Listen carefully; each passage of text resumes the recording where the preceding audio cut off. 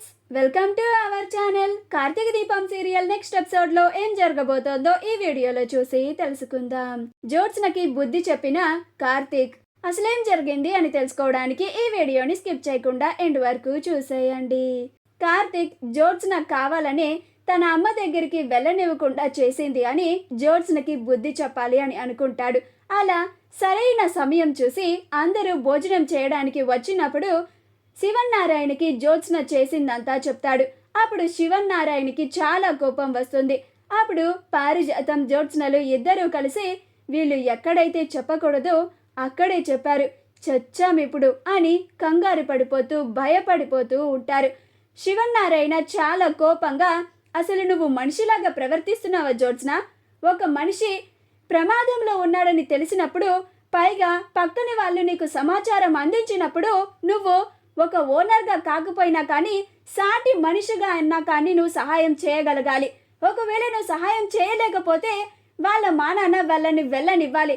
అంతేకాని ఇలా ప్రాణాలు ప్రమాదంలో ఉన్నాయని తెలిసినా కానీ నువ్వు ఇంత దుర్మార్గంగా ఎలా ప్రవర్తిస్తావు జ్యోత్స్న అని జ్యోత్స్న పైన మండిపడుతూ ఉంటాడు. మధ్యలో పారిజాతం వస్తే అప్పుడు శివన్నారాయణ, నువ్వు నోర్మై, నీ సంగతి కూడా తర్వాత చెప్తాను అని అంటాడు.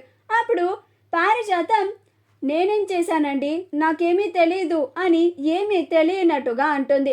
అప్పుడు దీప, అదేంటమ్మా, నన్ను బయటకి వెళ్ళనివ్వకుండా ఆపింది మీరే కదా అని అంటుంది. అప్పుడు పారిజాతం, ఓసిని దీప, ఇప్పుడు నేను చచ్చాను అని భయపడిపోతూ ఉంటుంది. అప్పుడు శివన్నారాయణ చాలా కోపంగా పారిజాతం వైపు చూసి, ఏంటి, నీకేమీ తెలియదా? నీకేమీ తెలియకుండానే దీపని బయటికి అడుగు పెట్టనివ్వకుండా నువ్వు అడ్డుకున్నావా? నువ్వు కూడా దీనికి వత్తాసు పలికి ఇది చేసిన పనిలో భాగం పంచుకున్నావా? నువ్వు కూడా సారీ చెప్పు అని అంటాడు. అప్పుడు జ్యోత్స్న దీపకి సారీ చెప్పమంటే ఇంకా మౌనంగానే ఉంది అని అప్పుడు శివన్నారాయణ, ఏంటి జ్యోత్స్న, సారీ చెప్తావా లేక నన్ను చెప్పమంటావా అని అంటాడు. అప్పుడు జ్యోత్స్న, వద్దులే తాత, నేనే చెప్తాను అని దీపకి సారీ చెప్తుంది. సారీ దీప అని అంటుంది. అప్పుడు పారిజాతం, నాకేం తెలీదు అన్నట్లుగా తలదించుకొని ఉంటే అప్పుడు శివన్నారాయణ, ఏం పారిజాతం, నీకు పనిమాల బొట్టు పెట్టి చెప్పాలా? సారీ చెప్పు అని అంటాడు.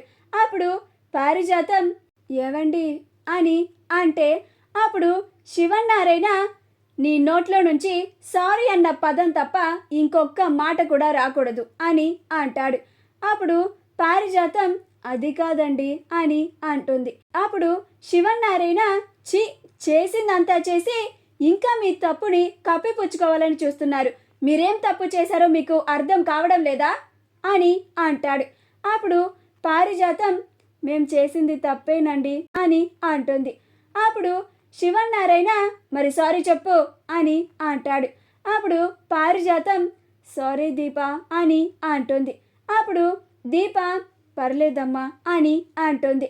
అప్పుడు శివన్నారాయణ, మా నుండి తప్పు జరిగింది కాబట్టి మేము క్షమాపణ తప్ప ఇంకేమీ చెప్పలేకపోతున్నాం కార్తీక్ అని అంటాడు.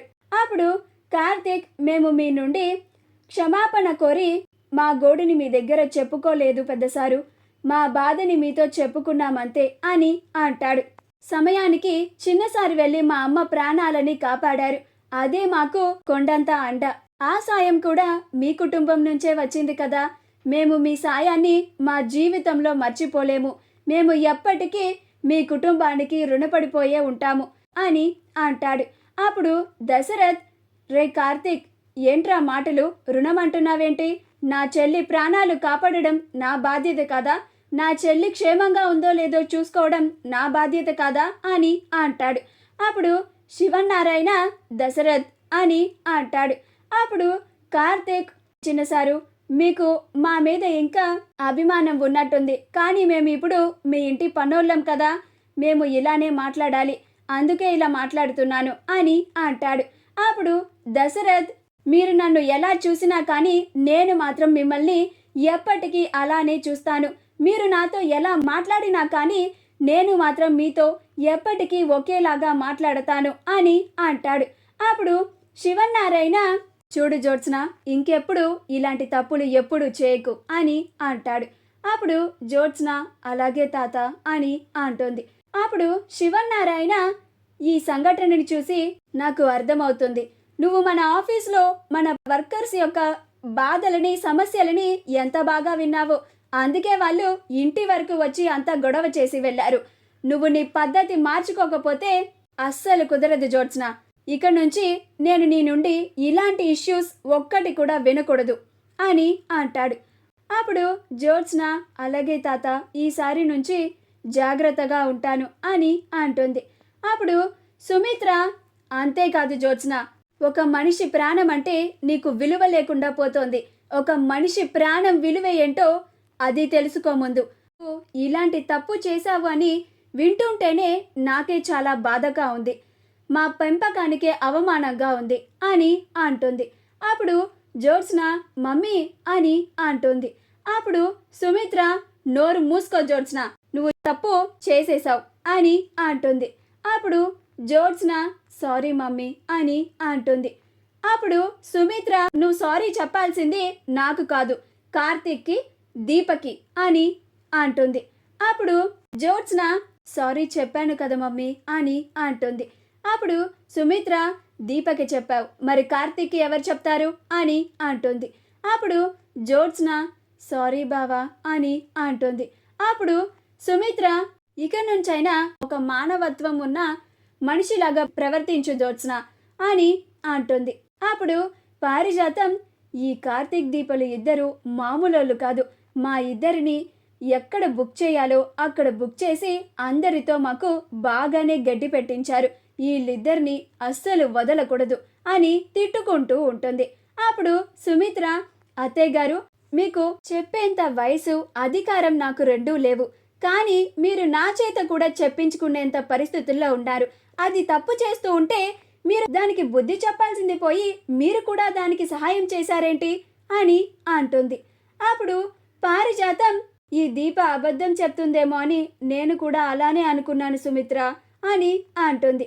అప్పుడు సుమిత్ర ఏ మనిషి అయినా కానీ ఇలాంటి విషయాల్లో అబద్ధాలు చెప్తారా అత్తయ్య గారు? అది చెప్పడం మీరు వినడం రెండు బాగానే ఉంది అని అంటుంది.